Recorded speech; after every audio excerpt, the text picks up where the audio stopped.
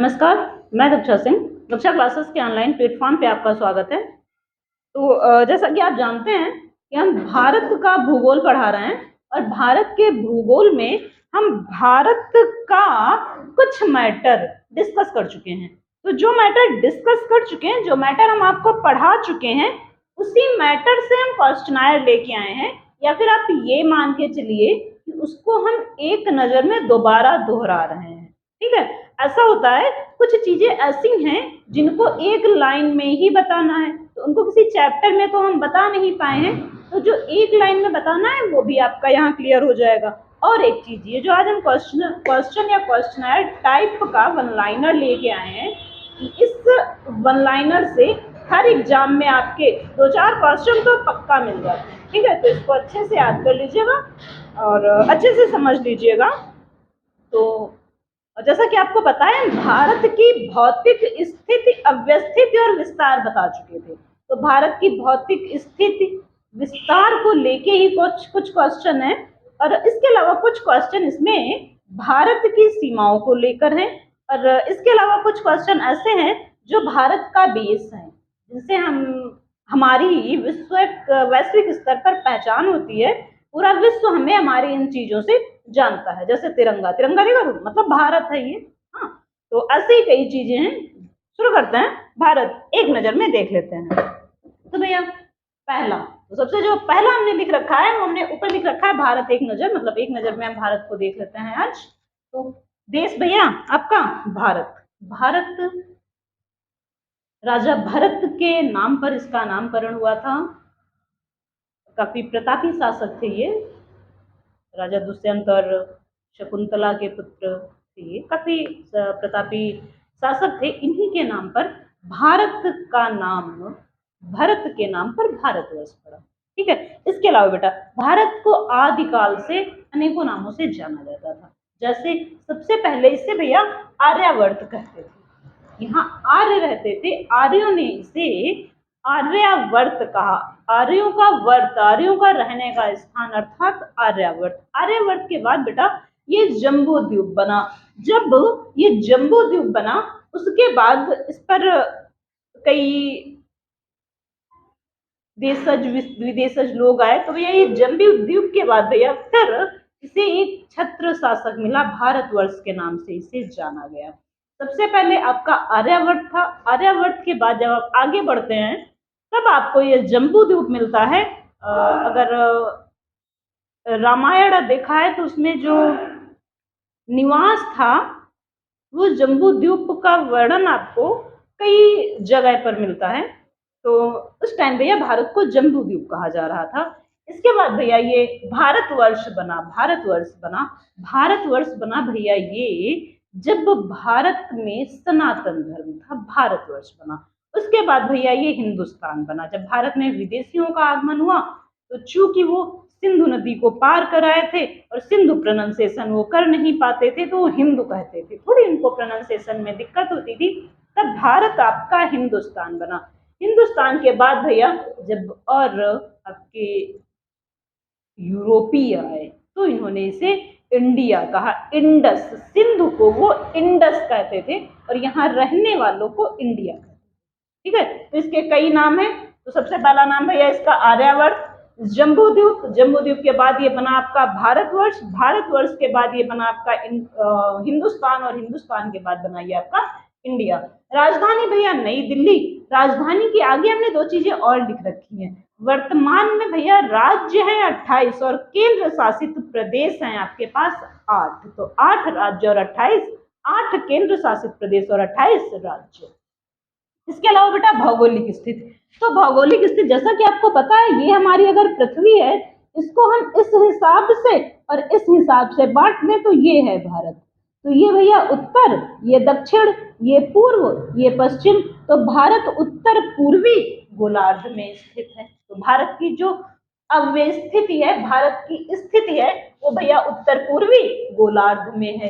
इसके अलावा भैया ज्यामितीय आकृति। तो भैया इसकी अगर आपने लंबाई चौड़ाई देखी होगी तो बड़ा माइनर सा अंतर है, बहुत कम अंतर है, 32, 14, 29, 33 में। तो कम अंतर होने के कारण इसकी जो आकृति है वो चतुष्कोणीय है। समथिंग अगर देखें तो इस तरीके से भारत की आकृति है, चतुष्कोणीय आकृति है भैया भारत की। इसके बाद बेटा अक्षांशीय विस्तार। तो अक्षांशीय विस्तार 8 डिग्री 4 मिनट से लेकर 37 डिग्री 6 मिनट, ये भारत की मुख्य भूमिका विस्तार है। अगर आप द्वीप सहित इसको उठाते हैं, ठीक है, ये तो भैया जो विस्तार हमने बताया 8 डिग्री 4 मिनट उत्तरी अक्षांश से, सीधी सी बात है। अब जब उत्तर में है ये, तो ये भैया उत्तरी अक्षांश में ही तो जाएगा, अक्षांश में जाएगा। तो अगर हम ये उठा मिटा दें तो ये अक्षांश रेखा बची, तो ये उत्तरी अक्षांश में है, तो इसका उत्तरी अक्षांश में विस्तार 8 डिग्री 4 मिनट से लेकर 37 डिग्री 6 मिनट है। लेकिन भैया ये भारत की मुख्य भूमि का विस्तार है। द्वीपों से अगर आप इसको काउंट करते हो तो ये 6 डिग्री 45 मिनट से स्टार्ट होता है, तब भैया ये 37 डिग्री 6 मिनट पर आकर रुकता है। आगे बढ़ते हैं भैया, इसका देशांतरी विस्तार, मतलब अगर हम ये विस्तार इसका देखें ये वाला, तो ये है भैया 68 डिग्री 7 मिनट से 97 डिग्री 25 मिनट में। अगर ये विस्तार देखें तो 38 डिग्री से और 97 डिग्री तक ये विस्तार है भैया इसका। मतलब इसका देशांतरी विस्तार जो है वो 38 डिग्री 7 मिनट से लेकर, इसका देशांतरी विस्तार भैया 68 डिग्री 7 मिनट से लेकर 97 डिग्री 25 मिनट पूर्वी देशांतर में है। ठीक है, अगर हम इसको इरेज कर दें इस वाली लाइन को, इसको खींच दें मतलब देशांतर रेखा को, तो ये पूरी तरीके से किधर पड़ जाएगा, पूर्व में पड़ जाएगा। आगे बढ़ते हैं बेटा, मानक समय। जो भारत की भैया मानक समय रेखा है वो भैया 82.5 अंश पूर्वी देशांतर है। देशांतर रेखाएं ही समय का डिफाइन करती हैं, तो जो भारत की समय रेखा है वो 82.5 अंश पूर्वी देशांतर है। ये ग्रीनविच से 5 घंटे 30 मिनट आगे है, ये चीज याद रखना। हम जो है ग्रीनविच से 5.5 घंटे आगे हैं। आगे तरफ बढ़ते हैं, भौगोलिक विस्तार बेटा। इसका उत्तर दक्षिण जो विस्तार है वो 32-14 किलोमीटर है, और जो पूर्व पश्चिम का विस्तार है वो 29-33 किलोमीटर है। इसीलिए भैया ये चतुष्कोणीय है। स्थलीय सीमा इसकी 15,106 किलोमीटर। अगर आप आगे याद रखें 7 तो याद रखें। इसकी जो स्थलीय विस्तार है इसका भैया 15,106.7 किलोमीटर है। इसका जो जलीय सीमा है, इसका जो जलीय विस्तार है भैया ये द्वीपों सहित हमने बताया 7516.6 किलोमीटर। वैसे 6000 है, लेकिन याद रखना द्वीपों सहित भी याद रखना है आपको। प्रादेशिक जल सीमा भैया समुद्र तट से, मतलब बोले तो आधार रेखा से 12 किलोमीटर। संलग्न क्षेत्र आधार रेखा से 24 समुद्री मील, और जो इसका अन्य आर्थिक क्षेत्र है वो आधार रेखा से 200 समुद्री मील है। जलवायु भैया तो पता है भैया हमारे यहाँ सारे मौसम होते हैं, सारे मौसम होते हैं ना, ठंडी गर्मी बरसात सारे ऋतु होते हैं, बसंत ऋतु फलानी ऋतु सारी होती है। तो मौसमी जलवायु है, हर मौसम में अपना मूड चेंज करते रहते हैं, तो भैया मौसमी जलवायु। क्षेत्रफल भैया, क्षेत्रफल घटता बढ़ता नहीं है, जितना है उतना ही है। तो ये है 32,87,263 वर्ग किलोमीटर, 32,87,263 वर्ग किलोमीटर। ये क्षेत्रफल जो हमारे पास जमीन है वो कुल विश्व का 2.4% है। क्षेत्रफल की दृष्टि से विश्व में स्थान 7वां। ठीक है, हम क्षेत्रफल से देखा जाए तो हम विश्व में 7वें स्थान पर हैं। सबसे बड़ा, सबसे ज्यादा जो क्षेत्रफल है वो कनाडा का है। ठीक है, वो हम बैक वीडियो में बता चुके हैं, और जिनको देखना है वो पीछे जाके अपना देखें।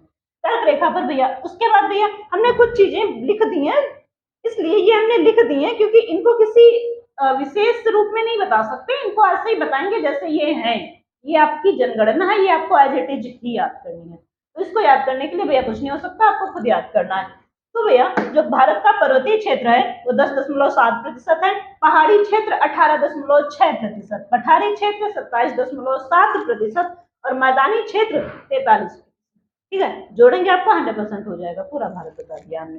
भैया कुल जनसंख्या 1,21,08,54,977। एक बार गिन लेते हैं, इकाई, दहाई, सैकड़ा, हजार, 10,000, लाख, 10 लाख, करोड़, 10 करोड़, अरब, 1 अरब, 21 लाख, 1 अरब 21 करोड़ 8,54,977। फिर रिपीट कर रहे हैं, 1,51,977 करोड़। इतने लोग भैया, इतने लोग भारत में रहते हैं। विश्व की ये कुल जनसंख्या का 17.7% है, 17.5% है। तो थोड़ा सा तुम्हें मैथ दिखाते हैं और देख लेना। देखो तुम्हारे पास जमीन है 2.5, 2.41% तो पूरे विश्व के भूभाग का है तुम्हारे पास, और जनसंख्या भैया 17.5। अब समझ सकते हो इतना ज्यादा आदमी भारत में, इतनी छोटी जमीन पर कितने ज्यादा लोग रहते हैं।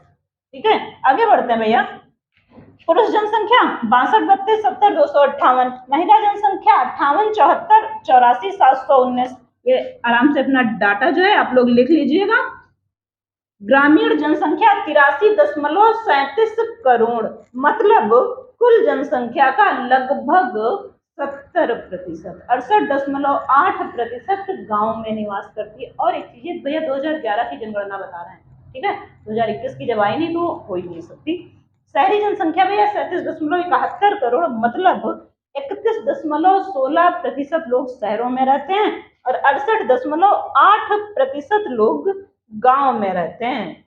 अगर आप देखें तो कुछ 19-20 हो रहा है, पूरा 100% नहीं पहुंच रहा है।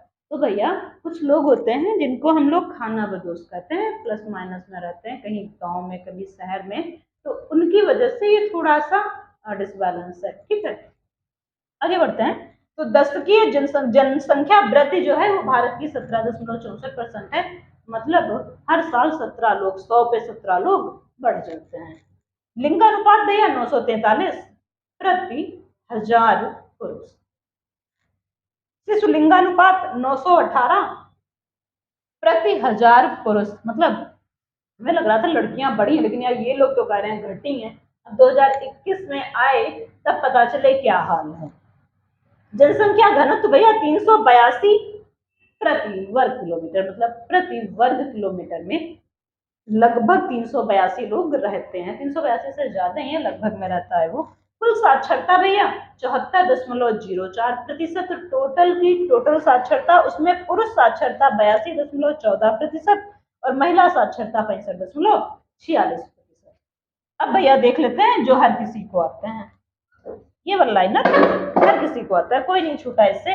भैया कर्क रेखा पर स्थित राज्य, तो कर्क रेखा पर स्थित राज्य, तो बहुत सारे लोगों को बहुत ट्रिकें आती हैं, तो हमने ट्रिक नहीं बताई भाई, इसलिए नहीं बताई क्योंकि आपको मैप याद होना चाहिए। आप मैप याद करिए, ट्रिक का कोई काम नहीं है। तो गुजरात राजस्थान, गुजरात राजस्थान से आप आगे बढ़ेंगे तो सीधी सी बात है एमपी पड़ेगा, एमपी से आगे बढ़ेंगे छत्तीसगढ़, छत्तीसगढ़ से आगे बढ़ेंगे झारखंड और झारखंड से आगे बढ़ेंगे पश्चिम बंगाल, झारखंड से आगे बढ़े पश्चिम बंगाल, बीच में पड़ जाता है बांग्लादेश, रिप्लेस हो गया, वहां पर पूरी जमीन चली गई बांग्लादेश में। फिर भैया त्रिपुरा और मिजोरम। वैसे याद करने के लिए मित्र पर गमछा झार बहुत सारे लोग बताते हैं, और ये तो ऐसे आप चाहें तो याद कर सकते हैं, कठिन नहीं है। गुजरात, राजस्थान, मध्य प्रदेश, छत्तीसगढ़, झारखंड, पश्चिम बंगाल और भैया बचे दो, त्रिपुरा और मिजोरम। अब पश्चिम बंगाल के उसके बांग्लादेश के लगे त्रिपुरा ही तो है, तीन तरफ बांग्लादेश से घिरा राज्य। समय रेखा मतलब IST पर स्थित भारत के देश। तो ये हमने ट्रिक बताई थी, उन छुआ आप याद कर लीजिएगा, कई बार जब हमने पढ़ाया तो हमने इसको श्योर बताया है, उन छुआ, और याद भी रहेगा, ऐसा नहीं है, कठिन नहीं है। तो उत्तर प्रदेश, मध्य प्रदेश, छत्तीसगढ़, उड़ीसा और आंध्र प्रदेश। आगे बढ़ते हैं।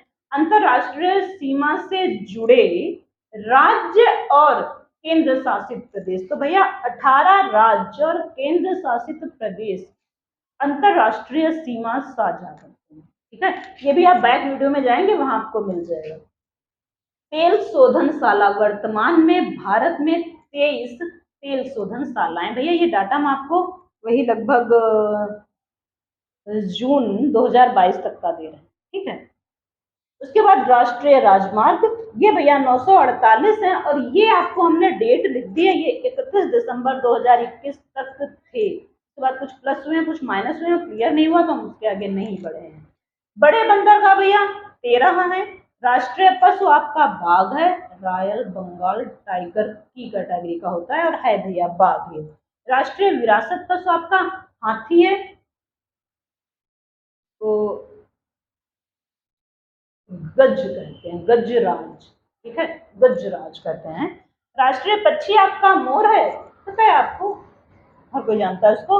राष्ट्रीय वृक्ष आपका भैया बरगद है, बरगद या वट, या भैया इसको बनियान, बनियान ट्री कहते हैं। राष्ट्रीय पुष्प आपका कमल है, उसमें कुछ भी दाएं बाएं नहीं है। राष्ट्रीय चिन्ह अशोक स्तंभ। राष्ट्रीय गान आपका जनगण मन है। राष्ट्रीय गीत वंदे मातरम। तो जनगण मन भैया रविन्द्रनाथ टैगोर का है, और ये गीतांजलि से लिया गया है, ठीक है। राष्ट्रीय गीत आपका वंदे मातरम है, और ये है चटर्जी साहब का, और उनका पूरा नाम याद नहीं आ रहा है मुझे। और राजकीय भाषा आपकी हिंदी है, अच्छे से पता है, राष्ट्रीय भाषा कोई है नहीं आपकी, ये राजकीय भाषा है, मतलब राजकाज की भाषा है। राष्ट्रीय लिपि आपकी देवनागरी है, जो हिंदी है वो देवनागरी से ही लिखी जाती है। राष्ट्रीय वाक्य आपका सत्यमेव जयते, ये मुंडकोपनिषद से लिया गया, मुंडकोपनिषद से लिया गया है। और राष्ट्रीय ध्वज आपका तिरंगा है, ठीक है, 3 रंगों का है भैया, इसलिए तिरंगा है।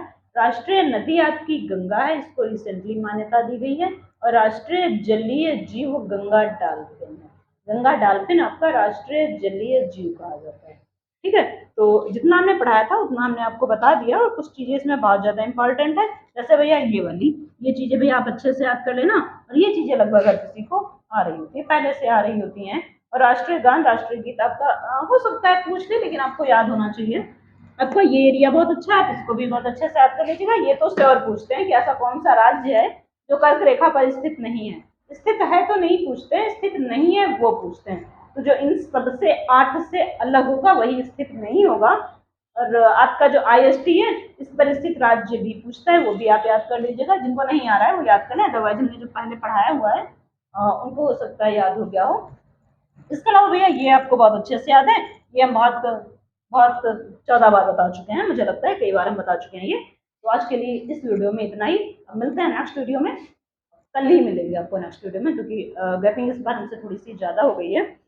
और हाँ एक चीज़, तो वीडियो को शेयर करते रहिए, शेयर करिए, और सब्सक्राइबर बढ़वाइए, शेयर करेंगे तभी तो सब्सक्राइबर बढ़ेंगे। और लाइक और कमेंट जरूर करिएगा। साथ ही जो क्लास में हैं, जो लड़के इस टाइम क्लास में आ रहे हैं, उनसे कल ये पूरा मैटर हम सुनेंगे, ठीक है। बहुत अच्छे से आप याद करके ये आइएगा, क्योंकि इस मैटर में काफ़ी लोचा हो जाता है, कोई बहाना नहीं चलेगा, आपसे हम क्लास में आके कल सुन लेंगे। तो मिलते हैं नेक्स्ट वीडियो के साथ, तो आज के लिए इतना ही, धन्यवाद।